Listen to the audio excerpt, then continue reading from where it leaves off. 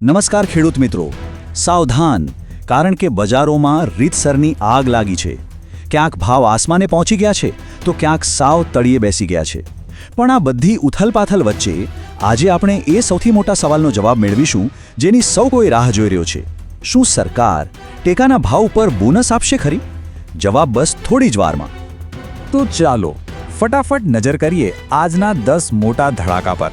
શું લસણ સાચે જ સોનું બની ગયું? શું બટાકાનું વાવેતર આ વર્ષે પોષાશે? પશુપાલકો પર આ બેવડો માર કેમ પડ્યો? એરંડાનું બજાર ડૂબશે કે પછી ચીન બચાવશે? જમીન માપણીની ભૂલોનો અંત ક્યારે આવશે? શિયાળામાં હાર્ટ એટેકનું જોખમ કેમ વધી ગયું છે? શું પ્રોપર્ટી ખરીદવી હવે વધારે મોંઘી પડશે? અને સૌથી મોટો સવાલ, ટેકાના ભાવ તો શરૂ થયા, પણ શું ઉપરથી બોનસ મળશે? આ દરેક સમાચારની અંદર ઊંડા ઉતરીએ, એની વિસ્તૃત માહિતી મેળવીએ એ પહેલાં અમને સપોર્ટ કરવા માટે, અમારો જુસ્સો વધારવા માટે ફટાફટ એક લાઈક કરી દો, અમારી ચેનલને સબસ્ક્રાઇબ કરી લો, જેથી કોઈ પણ મહત્વની ખબર છૂટી ના જાય. અને હા, તમે કયા ગામથી અમારી સાથે જોડાયા છો એ નીચે કમેન્ટમાં લખવાનું ભૂલતા નહીં. તો ચાલો સીધા જ શરૂ કરીએ બજાર અને ખેતીના સમાચારોના આજના તોફાનથી. અને શરૂઆત કરીએ એકદમ ખુશીના સમાચારથી.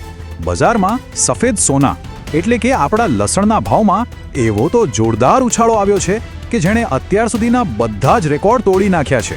તો જે ખેડૂત ભાઈઓ પાસે લસણનો સ્ટોક પડ્યો છે, શું એમના માટે આ લોટરી લાગવા બરાબર છે? જી હા, બિલકુલ. ગોંડલ અને રાજકોટ યાર્ડમાં સારી ક્વોલિટીવાળા લસણના ભાવ પ્રતિ મણ 3000થી 4500 રૂપિયાની સપાટીએ પહોંચી ગયા છે. મતલબ કે જો સ્ટોક હાથમાં હોય તો આ વેચવા માટેનું એક સુવર્ણ અવસર કહી શકાય. હવે વાત કરીએ ઉત્તર ગુજરાતના બટાકા પકવતા ખેડૂતોની, જેઓ અત્યારે બહુ મોટી મૂંઝવણમાં છે, કેમ કે બિયારણના ભાવમાં ભડકો થયો છે. હવે સવાલ એ છે કે આટલા ઊંચા ખર્ચે વાવેતર કરવું કે પછી આખી સિઝન જતી કરવી?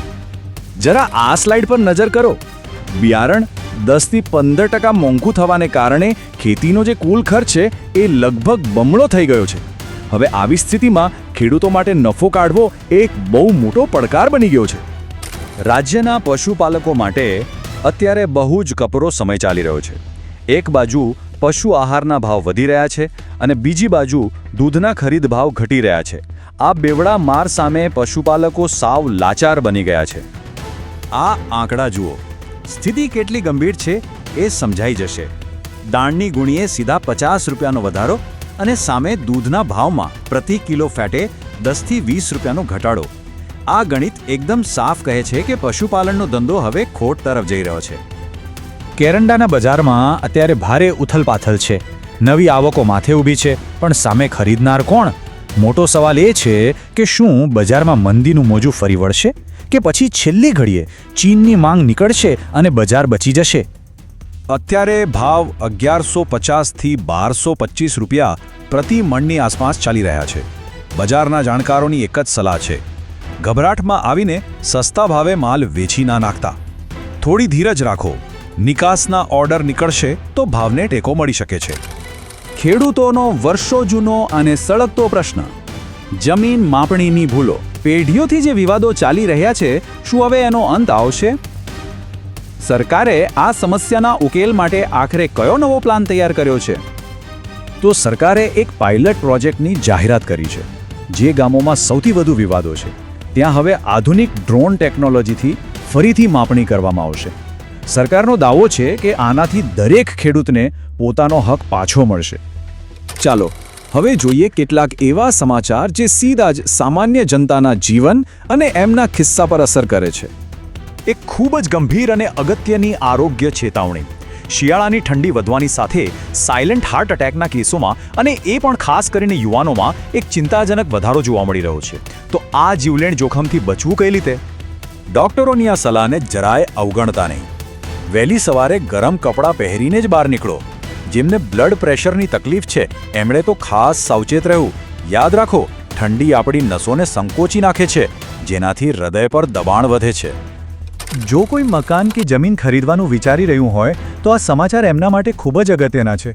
શું પ્રોપર્ટીના ભાવમાં ફરી એકવાર મોટો ઉછાળો આવવાનો છે? સરકાર નવી જંત્રીનો બોમ્બ ક્યારે ફોડવાની તૈયારીમાં છે? જાણવા મળ્યું છે કે નવા વર્ષથી નવી જ જંત્રી લાગુ થઈ શકે છે અને એ થતાં જ મકાલો 10થી 15% મોંઘા થઈ જશે.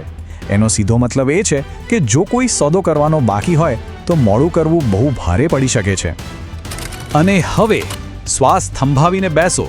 આપણે અત્યાર સુધી બજારના ઉતાર ચઢાવ, મુશ્કેલીઓ અને બીજી બધી ચેતવણીઓ વિશે વાત કરી, પણ હવે સમય આવી ગયો છે એ સમાચારનો જેની તમે બધા શરૂઆતથી રાહ જોઈ રહ્યા છો. શું ખેડૂતોના ખાતામાં વધારાના પૈસા આવશે? બોનસ મળશે કે નહીં? જવાબ બસ થોડી જ ક્ષણોમાં. અને હા, એ ઘડી આવી ગઈ છે. ખેડૂતો માટે આજના સૌથી મોટા અને કદાચ સૌથી રાહતના સમાચાર. જ્યારે બજારમાં મગફળી અને સોયાબીનના ભાવ સાવ તળિયે છે ત્યારે સરકારે મોટી રાહત આપી છે. રાજ્યભરમાં ટેકાના ભાવે એટલે કે MSP પર ખરીદી શરૂ થઈ ગઈ છે અને હવે ખેડૂતોને SMS મોકલવાની પ્રક્રિયા પણ ખૂબ જ ઝડપી બનાવી દેવામાં આવી છે. અને આ રહ્યા એ સમાચાર જેની સૌ કોઈ આતુરતાથી રાહ જોઈ રહ્યું હતું. ગાંધીનગરના ઉચ્ચ સૂત્રો પાસેથી જે માહિતી મળી રહી છે એ મુજબ સરકાર ટેકાના ભાવ ઉપર પ્રતિ મણ 200 રૂપિયા સુધીનું બોનસ જાહેર કરી શકે છે તેવી પ્રબળ શક્યતાઓ છે. ખેડૂત સંગઠનોની પણ આ જ માગણી છે. તો હવે સવાલ તમને સૌ ખેડૂત મિત્રોને, તમારા મતે ખેડૂતોને મગફળી પર પ્રતિ મણ કેટલું બોનસ મળવું જ જોઈએ? તમારી માંગણી શું છે? નીચે કમેન્ટ બોક્સમાં લખીને તમારો અવાજ સરકાર સુધી પહોંચાડો. જો આ જાણકારી તમને મહત્વની લાગી હોય તો એક લાઈક જરૂર કરજો અને આને દરેક ખેડૂત મિત્ર સુધી પહોંચાડવા માટે શેર કરજો. ચેનલ સબસ્ક્રાઇબ કરવાનું ભૂલતા નહીં.